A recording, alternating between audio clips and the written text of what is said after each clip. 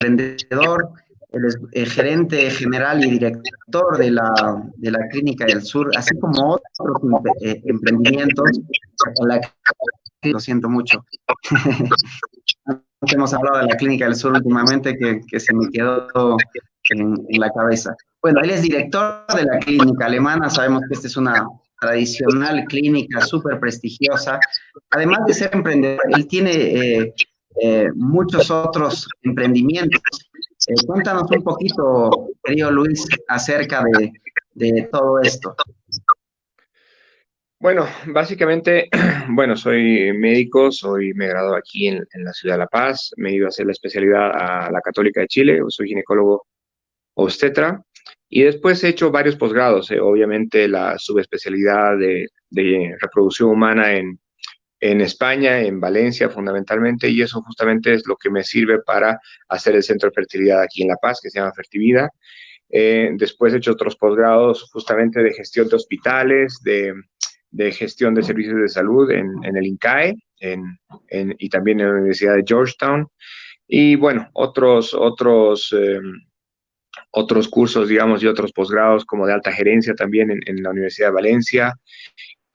Todo justamente para eso, o sea, ser un emprendedor, sé que es difícil, pero también sé que es bueno formarse para ser emprendedor, o sea, no los emprendedores estos que se autoforman, la verdad es que cada vez son menos.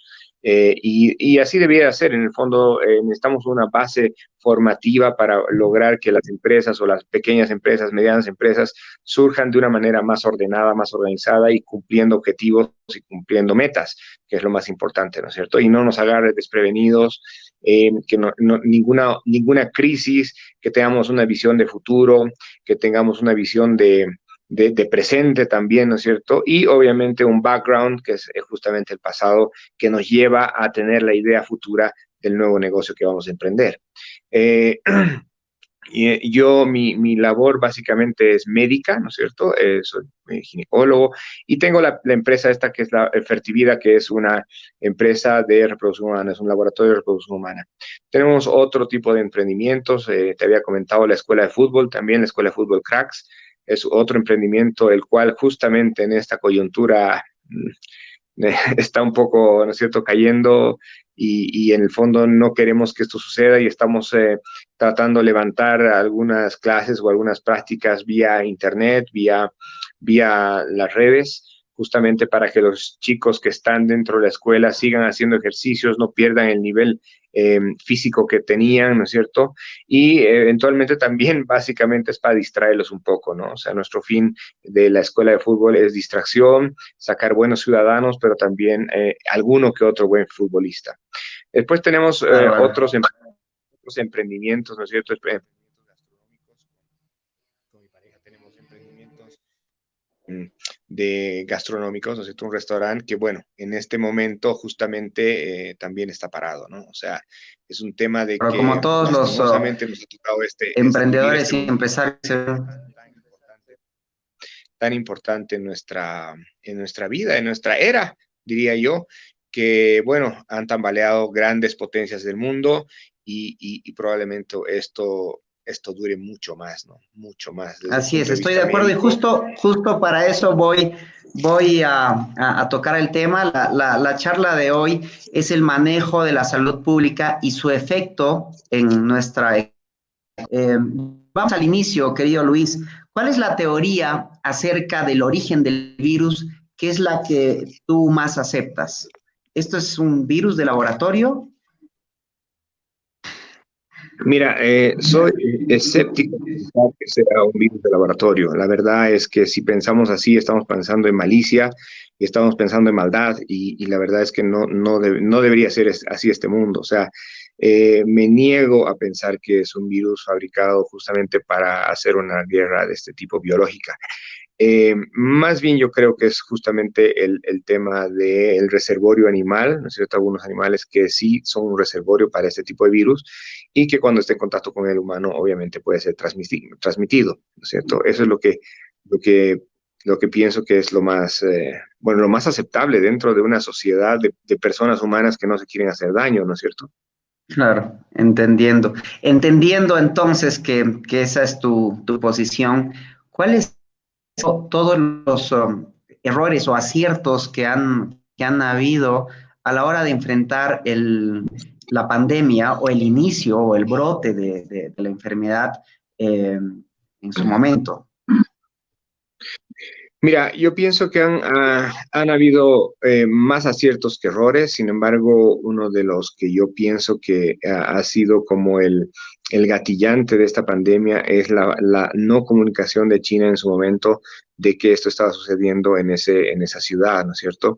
Se han tardado en reportar, o sea, ha habido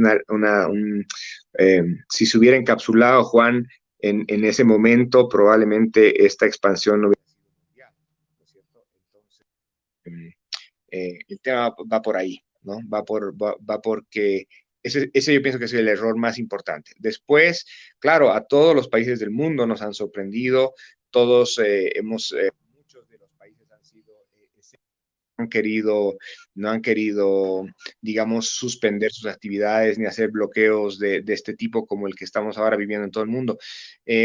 Por temas sencillos, o sea, la economía, y ustedes bien saben que la economía mueve el mundo y por lo tanto es difícil pensar que un país tiene que parar por una pandemia el año 2020, ¿se dan cuenta? O sea, eso no entraba en ninguna cabeza. Sin Es de ciencia embargo, y ficción por eso se han realmente. atrasado varias naciones en parar y en hacer realmente este tipo de confinamientos. Y ahí está el ejemplo de España, Italia, ¿no es cierto? Que realmente, y Estados Unidos y Alemania, que son los países de primer mundo industrializados, que manejan muchos recursos económicos, a los que también les está afectando fuertemente, ¿no es cierto? Bolivia en este caso es el país en la región que, entre comillas, puedo decir, menos nos está afectando, pero, y eso es, bueno, nuestra economía es un poco más pequeña y se han tomado decisiones más precoces. Claro. ¿Tú crees, bajo ya este escenario, que más allá si ha sido intencional o no, está claro que tú no consideras que haya tanta malicia respecto a la aparición de este virus, ¿tú consideras que esto puede cambiar el orden económico mundial? Desde luego, o sea, la vida mundial va a cambiar, la vida del mundo va a cambiar. Esto es un hecho.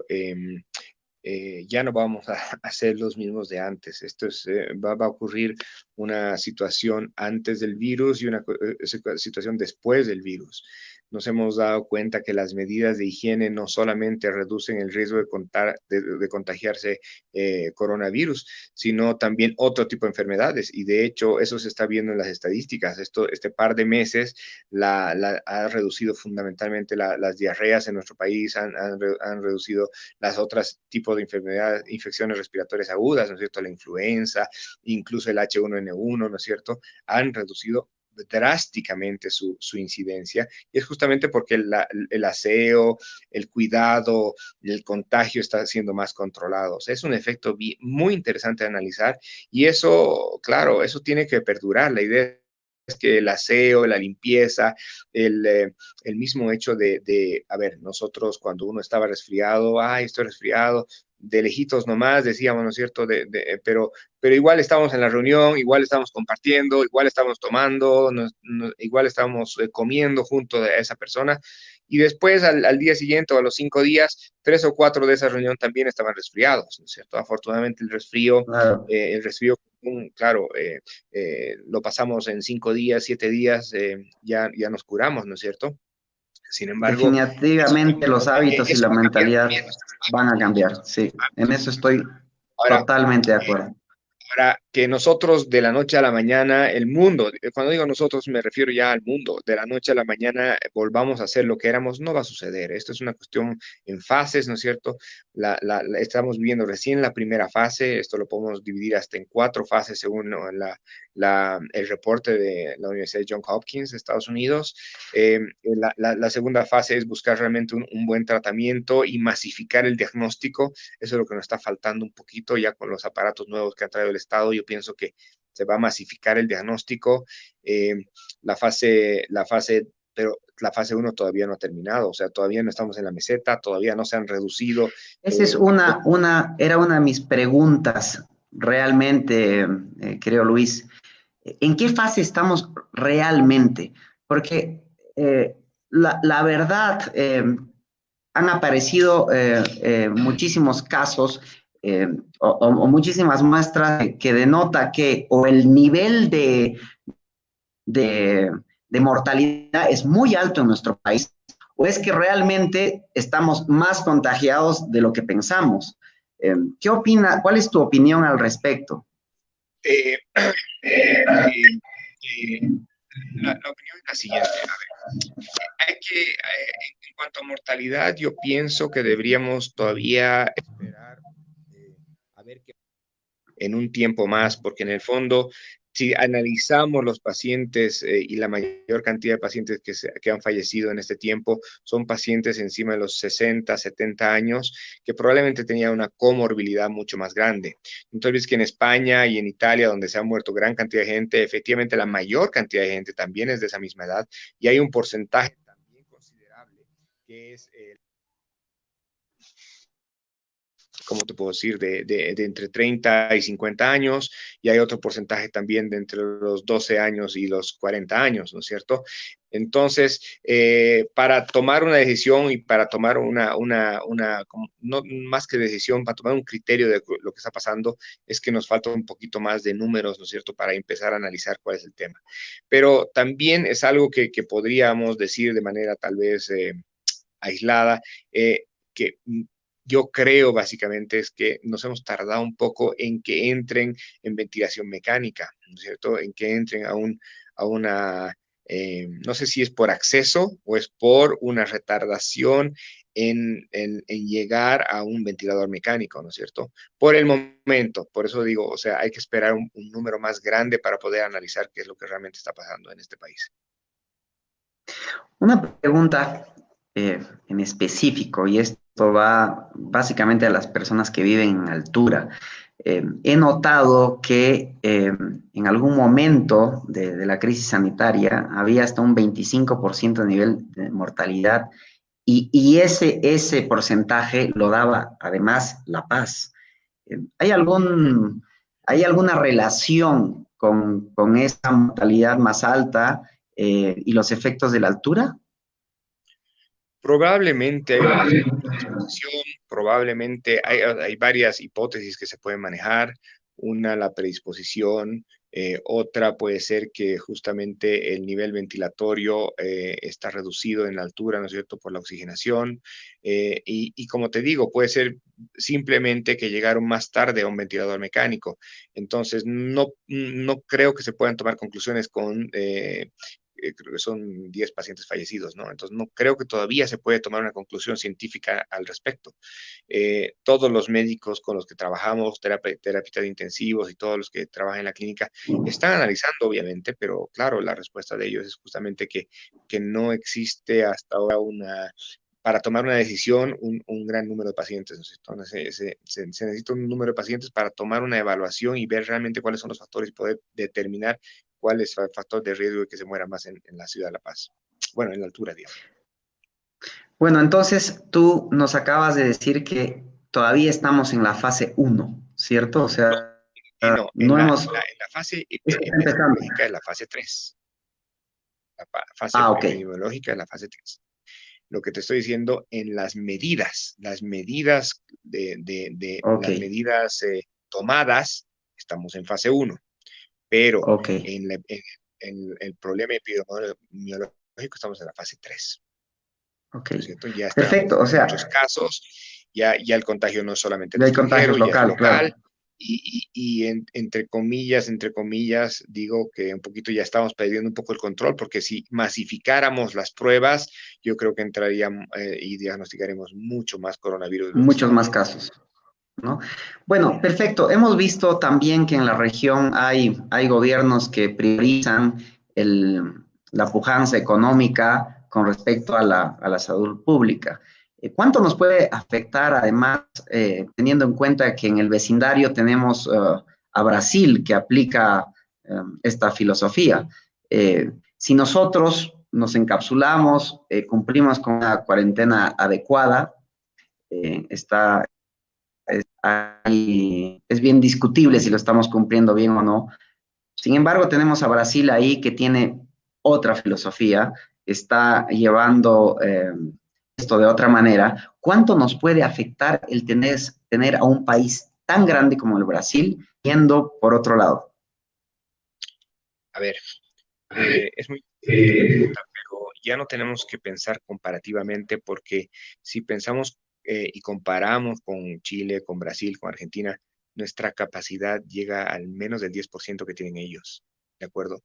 Entonces estamos hablando de capacidad de resolución de casos, capacidad de confinamiento estricto y consciente, capacidad de tener cantidad de camas, cantidad de ventiladores y cantidad de médicos. O sea, no te, no esperes y no esperemos que solamente teniendo los aparatos vamos a tener buena salud. Tenemos que tener cantidad adecuada de médicos, ¿no es cierto? Y mucho más terapistas intensivos. Y nuestra cantidad es muy, muy reducida. Tenemos que tener cantidad adecuada de enfermeras, cantidad adecuada hasta de camilleros, ¿no es cierto? O sea, el tema económico sí es muy importante, nos está afectando, ya les he dicho, a mí me está afectando en 2 empresas que tengo y bueno, también en la parte clínica, porque la gente obviamente deja de asistir al médico y se aguanta un poco algunas enfermedades por justamente esta cuarentena. Pero el tema es el siguiente, o sea, no nos podemos comparar.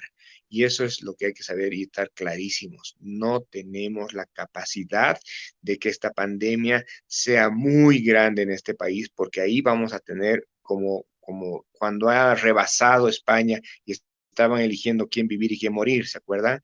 En Italia igual, quién vive y quién muere, y era una cuestión porque ya habían rebasado su capacidad. Imagínate si en España, Italia y Brasil rebasan la capacidad, en Bolivia, olvídate.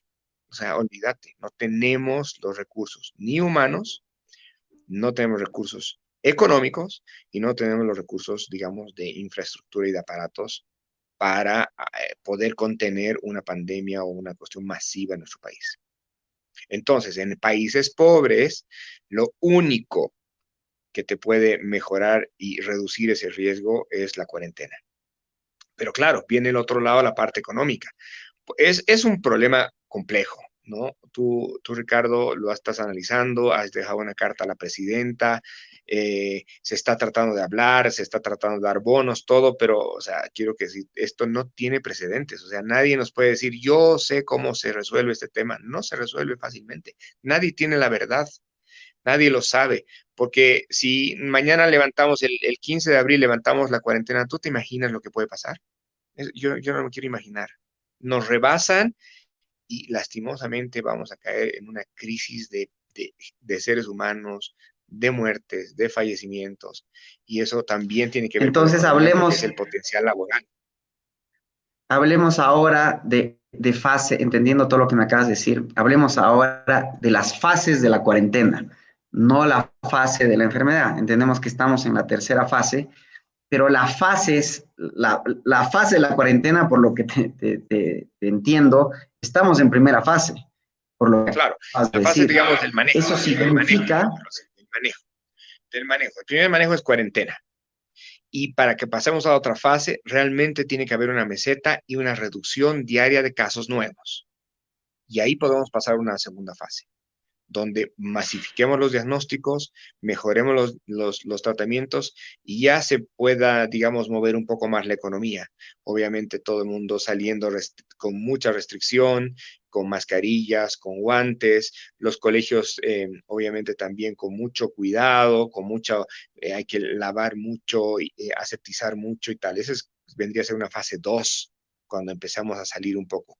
Pero ya ahí olvídate igual también del fútbol, olvídate de los conciertos, olvídate del teatro, olvídate del cine, ¿no es cierto? Olvídate de todas las artes, si así lo podemos decir, y todas las fiestas, olvídate de los lugares donde se reúne gente para, no sé, pues para relajarse, para compartir, para estar en familia y todo eso. Eso probablemente. mira, lo que acabas de decir es súper importante en la proyección de las empresas. su salida a esta crisis, a su salud financiera y económica. Entonces, ese era un punto al que quería llegar y hace un rato me refería en eso a la primera fase. Estamos todavía en la primera fase porque no creo que sea prudente, según entiendo, que esto se levante el 15 de abril, porque esto nos arrebasa y se transforma en algo que no queremos ver, ¿cierto? Entonces, a raíz de todo esto, ya tú sabes que ya netamente de las empresas y de los pequeños y medianos empresarios, ¿para qué se deberían preparar? ¿Para cuánto tiempo estas empresas deberían prepararse? O sea, ¿tú lo ves a un mes, a 2 meses, a 3 meses probablemente? Entre 1 año y 2 años, Ricardo. Eso es como yo lo veo, Más largo ¿no? todavía. Y también te De digo encierro que... absoluto me refiero. Entiendo que hay una Ya, bueno, liberación entera absoluta. paulatina de... Sería muy avesado si digo un número, la verdad, ¿no es cierto? Yo estimo que sean un mes más, pero un mes más estimo donde tendría que empezar a bajar los casos nuevos. Debían bajar los casos nuevos de forma sostenida para que podamos entrar a una a otra fase. ¿No ve? Mira, Luis, yo Eso es un tengo tema, una... ese sería un parámetro que podemos tomar. Pero lo que también tengo que decirte es que tú me dices, a qué, a qué se tendrían que atener, digamos, los empresarios y todo eso? Bueno, estamos hablando de 1 año o 2 hasta que salga la vacuna. Si sale la vacuna, obviamente todo va a mejorar. Ahora, y eso va, probablemente, para eso tenemos que esperar 1 año. 1 año de menos consumo, menos producción, menos ventas, poca exportación, reducción del turismo, reducción de ingresos y muchas cosas, ¿no es cierto? Es complicado, Ricardo, o sea, no, nadie tiene la verdad en la mano. Eh, Podemos decir, no, el 15 se levanta porque se levanta y porque todos estamos pobres y porque no hay ingresos y no hay exportación. Ok, Sí, pero pero es bueno saber más o menos la visión de un profesional como tú, como para que las empresas o empresarios o microempresarios escuchen esta en vivo, más o menos vean cuál es el panorama a corto, mediano y largo plazo. Sobre todo de los rubros sensibles, ¿no? Que conglomeran gente, que viven en base a el tema social, ¿no es cierto? Yo creo que esos sectores van a ser fuertemente golpeados y es momento que también ellos probablemente se reinventen, probablemente tengan que migrar de rubro para darle solución a ese empleo que generan estas empresas. Yo te voy a leer algo que me parece súper interesante. Este es un estudio de la Cámara Nacional de Comercio, ¿ya? Y estos son los resultados de lo que se supone o supone toda esta crisis sanitaria. Las preguntas fueron, ¿cuáles son las medidas a encarar en los próximos 3 meses? Imagínate lo complicado que es esto en el sector generador de empleo. 8 de cada 10 empresas analizan personal en los próximos 3 meses. El 67% de las empresas prevé acceder a crédito para afrontar pagos en los próximos 3 meses. Ahí hay otro gran problema, además, porque está claro que esta es una crisis de flujo. O sea, la mayoría de las empresas van a morir por falta de flujo. En este momento, además, está complicado todos los puentes, por lo menos no hay nada claro hasta ahorita. El gobierno, ayer hubo un mensaje de la presidenta anunciando que hará medidas para ir a salvar al aparato productivo. Espero que sean las suficientes.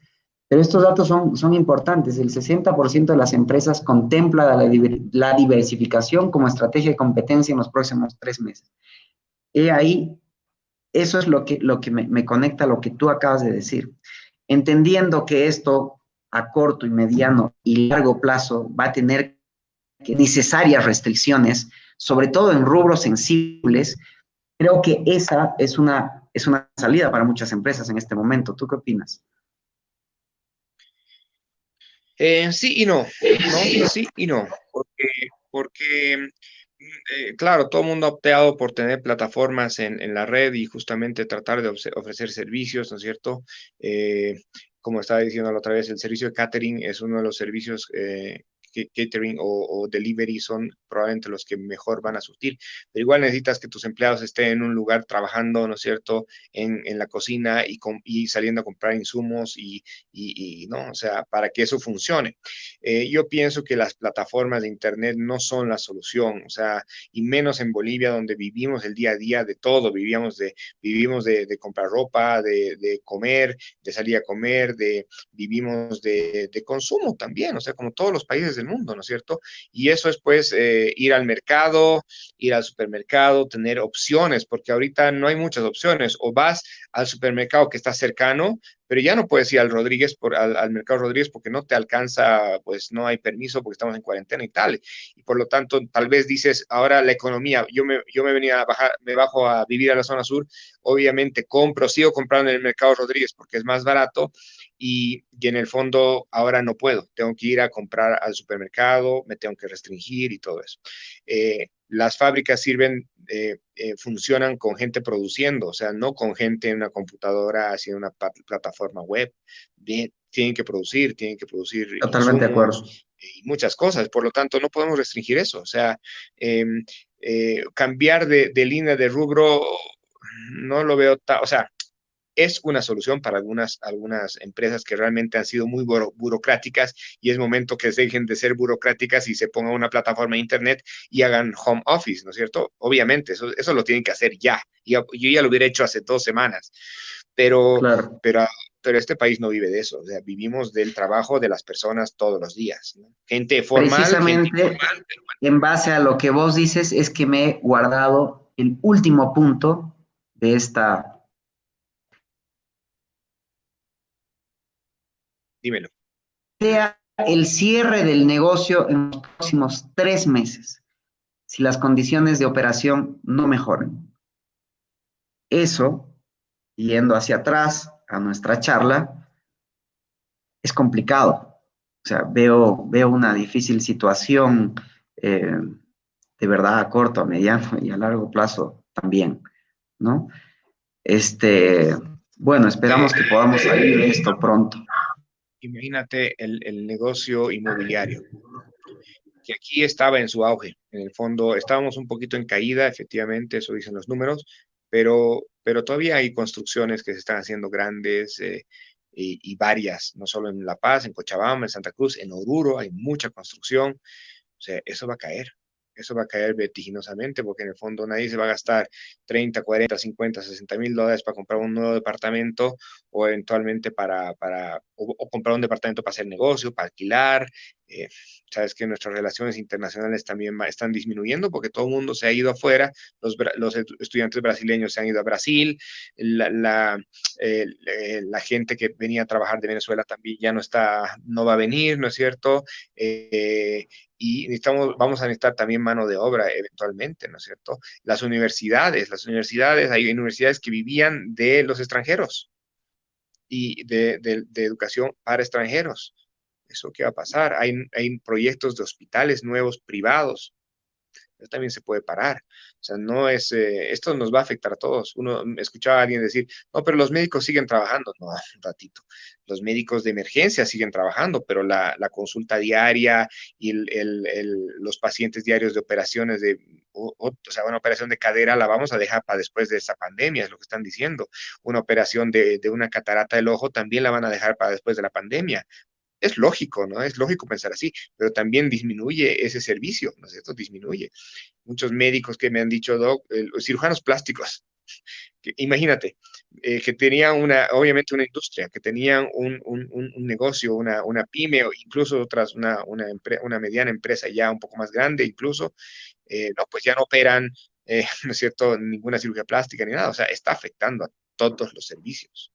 Entonces yo le decía al cirujano, decía, pero tú me ayudarías a hacer diagnóstico en la clínica de pacientes con coronavirus. Obvio, porque lo primero que soy es médico, después soy especialista, ¿no es cierto? Entonces, estamos todos en ese poder ayudarnos y colaborarnos para hacer diagnóstico, para tratar de hacer una buena derivación, un buen triaje y eventualmente más diagnósticos y mejor tratamiento, mejor manejo de los casos. Entendiendo esto, Luis, eh, ¿qué es lo que deberíamos hacer rápidamente, bajo tu perspectiva y tu conocimiento, en las próximas y urgentes medidas de salud, entendiendo que hay una conexión directa entre la salud pública y la economía del país?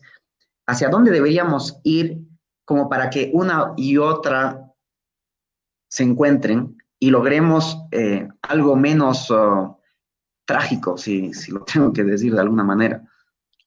Bueno, en cuanto a salud pública significa, lo que yo diría son dos cosas. Primero, mejorar los protocolos de diagnóstico, y eso significa difundir y diseminar, o sea que varios, ya no sea un solo laboratorio, sino varios, no tres tampoco, ni cinco tampoco, que sean unos 40 laboratorios en este país que pueden hacer la prueba. ¿Por qué? Te voy a poner un ejemplo. Si uno tiene sospecha de coronavirus, ¿qué es lo que está pasando? Ya, yo voy con sospecha, con un signo de sospecha de coronavirus. Y obviamente no estoy complicado, mi sintomatología es leve y por lo tanto puedo hacer la cuarentena en mi casa de 14 días, ¿de acuerdo? Entonces después viene el servicio o el CEDES o viene alguien y me hace la prueba, pero la prueba vienen a hacérmela en una semana y el resultado me lo entregan en 4 días. Entonces yo he estado 12 días dentro de mi casa y la prueba sale negativa. Entonces he perdido 12 días productivos porque he estado confinado. Wow. ¿De acuerdo? Entonces, si diseminamos las pruebas, si realmente yo me podía haber hecho ese mismo día la prueba y en 4 días me dan la respuesta, bueno, 2, 3 días la respuesta, y sale negativo, pues ya no debía estar confinado, ya debía estar produciendo, trabajando, viendo y haciendo cosas, ¿no? Y obviamente no solamente el confinamiento es trabajar, sino sociabilizar con mi familia, o estar con ellos, ¿no es cierto? No estar en un cuarto encerrado 14 días hasta que me digan el resultado de la prueba. Y si me sale positiva, pues ya tomar medidas de ya el llamado telefónico diario del servicio de salud para ver cómo está mi salud y eventualmente cuando ya me esté complicando, si me complico, tú tienes que saber que no todo se complica, que me manden la ambulancia y que pueda ir directamente a un servicio de salud que tenga establecido un manejo, ¿no? Un protocolo de manejo. Y esto va con el aumento necesario de los laboratorios para generar No me respuestas hablaba con rápidas. ¿Qué, máquinas qué hay reactivos. qué piensas tú de las pruebas de las pruebas rápidas? En unos países no han sido bien vistos, en otros todo lo contrario. ¿Qué opinas tú al respecto? Porque eso definitivamente no es una prueba molecular, no toma un tiempo largo, pero entendiendo tu visión como para tener una prueba rápida y no parar la economía, ¿cuál es tu opinión respecto a eso? A ver, es que las pruebas rápidas tienen un error y un error garrafal. El error de la prueba rápida es un falso negativo, un valor predictivo negativo muy bajo. Quiere decir que si tienes la enfermedad inicial, te puede salir negativo. Entonces tú con ese negativo te confías y trabajas y estás socializando y obviamente estás contagiando. Tiene mucho falso negativo. La prueba molecular tiene un valor predictivo negativo súper alto. Si es negativo el resultado, no tienes la enfermedad en el 99% de los casos. En cambio, estas pruebas rápidas, así que dices con kit, si sale negativo, el resultado tiene 70% de que sea negativo.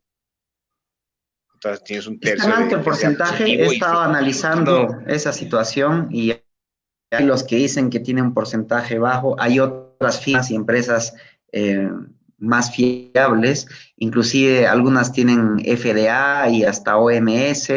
Eh, ¿Cuál es la diferencia el que venga de un fabricante y del otro? ¿No? Como el caso de España, por ejemplo, que básicamente el gobierno chino se lavó las manos diciendo que venta de estos kits venían de fábricas no certificadas. Eso también puede ocurrir. Claro, lo que pasa, Ricardo, es que la prueba molecular es la única prueba autorizada por la Organización Mundial de la Salud y por la FDA. ¿de acuerdo? Eso es por la Ok, fiabilidad de la prueba, por la fiabilidad. Ahora, ¿en qué casos puedes utilizar la prueba rápida? Para el seguimiento. Si yo tengo una ok. prueba no molecular positiva, tengo la enfermedad, y me hago 7 días la prueba rápida, el kit rápido, y sale negativo, entonces ya la enfermedad ha pasado. Ok, o Y sea, sí es un recurso que sí se puede utilizar, pero en otra fase de la enfermedad. claro, para el seguimiento, porque el momento que se, o sea, claro, a ver, si yo estoy empezando la enfermedad, me hago la prueba, sale negativo, no me sirve. Me hago la prueba molecular, me sirve. Ok, perfecto, tengo la enfermedad. Pero sé que el kit rápido es que cuando tenga una carga viral alta va a salir positivo, entonces Ujú. quiere decir que 4 días más tarde de que me salió negativo, me puede salir positivo. Ok, pero lo interesante de esta prueba rápida es que necesita bastante carga viral y quiere decir que cuando ya estoy empezando a mejorar, probablemente se negativice. Ya que se negativiza, quiere decir que ha bajado mi carga viral y quiere decir que ya estoy en fase rápida de recuperación. Obviamente, al último, igual tienes que hacer una prueba molecular para estar Molecular 100% final. seguro de reincorporarme laboralmente ¿no? Mira, esto es súper esclarecedor porque finalmente una y otra prueba se complementan en el camino.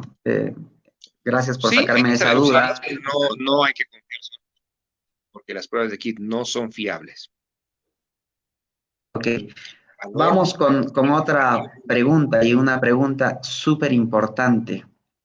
Sabemos que la dirección en temas de salud acaba de cambiar. Tenemos un nuevo ministro. ¿Qué sabemos del nuevo ministro, querido Luis? bueno, yo no voy a hablar del nuevo ministro. En el fondo, yo pienso que todos los que asumen un cargo de esta jerarquía tienen que tener la responsabilidad de conducir al país en como tienen que hacerlo, ¿no es cierto? O sea, como deben ser, o sea, tiene que haber esa responsabilidad. Yo pienso que este ministro tiene esa responsabilidad y yo pienso que la tiene que asumir y la va a asumir porque obviamente viene el rubro médico y el rubro médico es de esa manera. Ahora, esto no quiere decir que el anterior lo hizo mal. El anterior siguió directrices, ¿no es cierto? Siguió directrices al pie de la letra y tal es el resultado de eso es que, bueno, nosotros somos el país que menos contagiados tiene en Sudamérica. ¿De acuerdo? Bueno, creo que Paraguay o Uruguay también tiene, no, Paraguay tiene una tasa también baja de contagio. Eh, Eso es. Ahora, claro, la responsabilidad y el reto es súper grande. O sea, no lo hace una persona, lo hace un equipo de personas. Y de ese equipo de personas es como un árbol y una cascada. Hay un equipo gigante de médicos, gigante de auxiliares, gigante de enfermeras, de esto que están haciendo el labor o como diríamos la tarea sucia, digámoslo así, de manera un poco chistosa, pero claro, no esperen que una persona resuelva. Aquí nadie tiene aquí nadie tiene la verdad en su mano. Él tendrá su equipo y todos trabajaremos en función de lo que él dice. O sea, si él dice vamos a ir por este camino es porque se asesoró, porque investigó, porque se vio y porque al final, Ricardo, hay que seguir una línea, la que sea, pero hay que seguirla. Y es lo que tenemos que seguir, De o sea, es lo acuerdo. que tenemos que hacer. Quien sea que esté en la cabeza, hay que seguir una línea. Perfecto. Vamos con las preguntas de la gente que está siguiendo atentamente la entrevista. Acá tengo una, lo estoy pasando por orden de llegada. La salud privada en infectados. ¿Podría qué? Perdón, no te escuché, se cortó. La salud privada en Bolivia podrá asistir a la población en caso de subir el índice de infectados. No es que podrá, es que lo estamos haciendo. Nosotros estamos atendiendo pacientes. Todas las clínicas privadas de este país están atendiendo pacientes, están haciendo la pesquisa y están siguiendo la línea del Ministerio de Salud, que también es una línea indicada por la Organización Mundial de la Salud. Lo que pasa es que nosotros tenemos que tener hospitales de confinamiento, porque si no tenemos hospitales de confinamiento, todos los hospitales van a tener pacientes con coronavirus y está súper bien estudiado que ahí es donde se disemina mucho más esta enfermedad. Entonces, yo pienso que el plan de tener hospitales de confinamiento, tener lugares de confinamiento de COVID-19 y tener lugares o sea, la pesquisa es en todos los hospitales. Obviamente, si un paciente llega comprometido, bueno, se le entuba, pero la idea es llegar a confinarlos y los están confinando en el hospital a portada, por decirte algo. Ok, porque claro, se ha dicho que ese hospital va a ser el hospital de COVID-19. No solamente porque cumple los requisitos, sino porque es un hospital que se ha decidido que sea el hospital centinela de pacientes con COVID-19 para que el materno infantil, para que las clínicas privadas, para que el hospital militar, todo, no sea un hospital que pueda ser objeto de transmitir enfermedades, o sea, este virus, o diseminar este virus. Ok, Eso vamos a la está siguiente plenamente pregunta. escrito, o sea, no hay duda de eso. El problema es que, claro, la población no lo entiende así. Cuando uno va a una clínica privada, dice, ya, tiene coronavirus, tiene que ir al hospital a Portada, y dice, pero ¿por qué yo me voy a ir al hospital a Portada? Si voy a pagar y todo. Pero no es eso, es que hay que seguir una línea. Si no, yo te recibo, estás en mi sala de terapia intensiva y no puede entrar ningún accidente vascular encefálico, ningún infarto, ningún paciente con una hemorragia cerebral, ningún aneurisma roto. Nadie más puede entrar a mi terapia más que otro coronavirus, si es que hubiera. Ahora, yo pienso que esto, si se empieza a desbordar, obviamente se va a abrir todas las terapias, pero ahí tenemos otro problema de salud pública. Las urgencias, otro tipo de enfermedades, va a ser difícil que las podamos atender. Y ¿me entiendes, no es cierto? De Y acuerdo. quiero decirte que las clínicas privadas, por más que tengamos 10, 15, 5, 4 ventiladores, igual es limitado, es limitado. ¿Cómo ves tú la línea que acaba en el Hospital Centinela de la Portada? ¿Cuán eficiente la ves en este momento? Está funcionando, está funcionando de buena manera. Lo que pasa es que, claro, si empiezan a haber más casos, se va a desbordar y habrá que abrir otro centinela, otro hospital. Y si se desborda el segundo hospital, habrá que abrir un tercero. Y si ya empezamos a estar en fase epidémica 4, bueno, pues ya tienen que abrir todas las puertas y tratar de ver cuáles van a ser los centinelas para enfermedades que no son COVID-19. Claro. Ok, vamos a la siguiente pregunta. ¿Qué pasa con las mujeres que están en gestación? ¿El bebé puede infectarse? Mira, algunos reportes han definido que la infección vertical durante el embarazo no existe, pero sí puede haber una contaminación, un contagio durante el parto. Por lo tanto, hay que tomar medidas adecuadas, pero aún así el riesgo de contaminación existe, ¿no es cierto? De contagio existe. Y en esos casos de que la mamá sea portadora de COVID-19, nace el bebé, hay que aislarlo por 14 días al bebé y tomarle las pruebas y también a la mamá hasta que ambos remitan la posibilidad de tener la enfermedad y otra vez se les vuelve a juntar. Bueno, y por último, Luis, vamos a la tercera pregunta. Hay muchas preguntas, la verdad que me encantaría estar hablando contigo toda la mañana. Eh, pero bueno, muchas lógicas. Doctor, le preguntan, ¿cuál es el protocolo básico que podemos seguir si notamos los primeros síntomas? Bien, buena pregunta. Si notas los primeros síntomas, tienes que saber dos cosas. Primero, que puede ser un resfrío también, que puede ser una influenza, que puede ser H1N1, que puede ser COVID-19.